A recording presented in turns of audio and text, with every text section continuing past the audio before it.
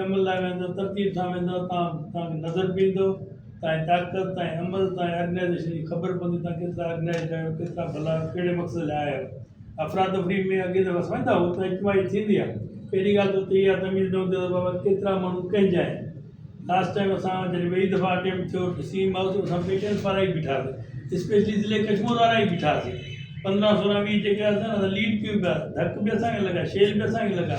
इहा असांजी तरतीब हुई। असां फ़ख़्रु महसूस कयूं पिया असां निकिरी आया धरती। सो चवण जो मक़सदु जेके असां डॉक्टर ते तव्हां ॿुधाए थो तव्हां बाबा झंडो हूंदो, असां जॾहिं त सभु गॾु थियासीं डिस्ट्रिक्ट कश्मीर, असां 200 माण्हू आहिनि, 200 खे लीड असांजी तनज़ीम करे थी वञे, उहिदेदार था कनि, अॻितो उहे कोई तो असांजी ग्रुप आहे सॼो।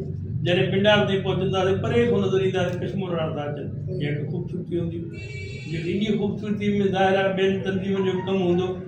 असां हिन दफ़े जेके गुज़िरियल दफ़े हिन दफ़े खे थोरो भेट कंदासीं, गुज़िरियल दफ़े असां थोरी अफ़रातफ़री थी। ॿ जेको असां वटि स्पीकर हज़रात हुया जेके मथां बीह करे इंस्ट्रक्शन बेस्ट के का बि शइ पास न थी, पोइ जॾहिं निकितासीं बि पाण धिका ॾींदा, पाण कुटबा, पाण बस खे रस्ता ठाराईंदा निकितासीं। हिते गुज़ारिश कंदासीं त अहिड़े क़िस्म तरतीब ठाहियो, स्पीकर मथां हर कलाक खां पोइ इहो असांखे तरतीब ॿुधाए, रस्तो ॿुधाए, इहा तंबीह बि करे भितर न हणो, पथर न हणो। लास्ट टाइम डॉक्टर खे ख़बर आहे, असां पहिरें दफ़े वियासीं, पुलिस वारा बि ज़बरदस्त कोऑपरेट कनि पिया, न असांखे ढक न धिको न, इहो चवनि पिया असां ड्रामो कंदासीं, असां ड्रामो कंदासीं, असां इहो अमल जेको तव्हां था कयो में असांजो फ़ाइदो आहे। निकितासीं, कुझु बि न थियो।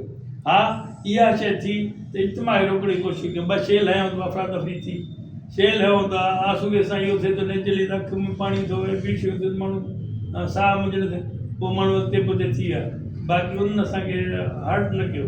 ॿिए दफ़े ईअं त जीअं निकितासीं असां हिकिड़े 2 दोस्तनि पथरबाज़ी कई, 1-2 ऑफिसरनि खे पथर लॻा, पुलिस वारनि खे पथर लॻा। पथर लॻण खां पोइ हुन पंहिंजी जान जो ख़ौफ़ थियो, कुटियो जान खिची पइजी वियो, सो कुटको शुरू थी वियो। हिन कुटके में नुक़सानु छा थियो, उस्ताद निकिरी न सघियो। हिन दफ़े कोशिशि कंदासीं, माइटनि ते इहो ऐलान कराईंदासीं त बाबा विढ़ो न, तव्हां कंहिं मक़सद ख़ातिर आहियो, तव्हां कुझु हासिलु करणु आहियो, तव्हां हिकु त उस्ताद ऐं सभु एम्प्लॉई सफ़ेद पोश लठ न हणंदो आहे, लठ खाईंदो आहे शराफ़त जे करे, लठ हणंदो कोन्हे। सो इहा तरतीब ठाहींदासीं। ॿी तरतीब डॉक्टर तरकीब ॾिए थो, तरतीब ॾिए थो, जिते 5-5 माण्हू निकिरंदा, हितां जा 5-5 माण्हू हुते 500 माण्हू नज़र ईंदा। अॻे असां 5 माण्हू ईंदा, हिकिड़ी गाॾी कराई त 5 माण्हू ते 5 कन खयूं था वञूं। हाणे 5 कननि जो मसइलो कोन्हे, जिते 2-2.5 लख जी दावा कंदासीं गस्ट ऑफ प्राइमरी मिलाए करे, उते 5000 मुश्किल सां थींदा। अॼु असां इहो साबित करणु 5 न 50 थियूं। ऐं उते तव्हां नेट डॉक्टर तव्हां प्रेस क्लब जो वायो ॿुधाई हिकु लाइन आहे, जेकॾहिं असां लाइन भरियूं 12-13 हज़ार वधीक माण्हू न वेंदा। जे 50 हुजूं त सभई रोड कवर थी वेंदा। तव्हां कराची रहंदा तव्हां प्रेस क्लब, हाणे रेड ज़ोन में तव्हां घिरी चुका आहियो सम्झो। हाणे जेके रेड ज़ोन वारा जेके रोड से अॻितो पहुचो, असां जॾहिं माण्हू वधंदा वेंदा, रेड ज़ोन में बीहंदा वेंदा, तकरीबन ॿुधा रेड ज़ोन किलो थिए त सॼी कराची त सभु पिया सॼी ट्रैफिक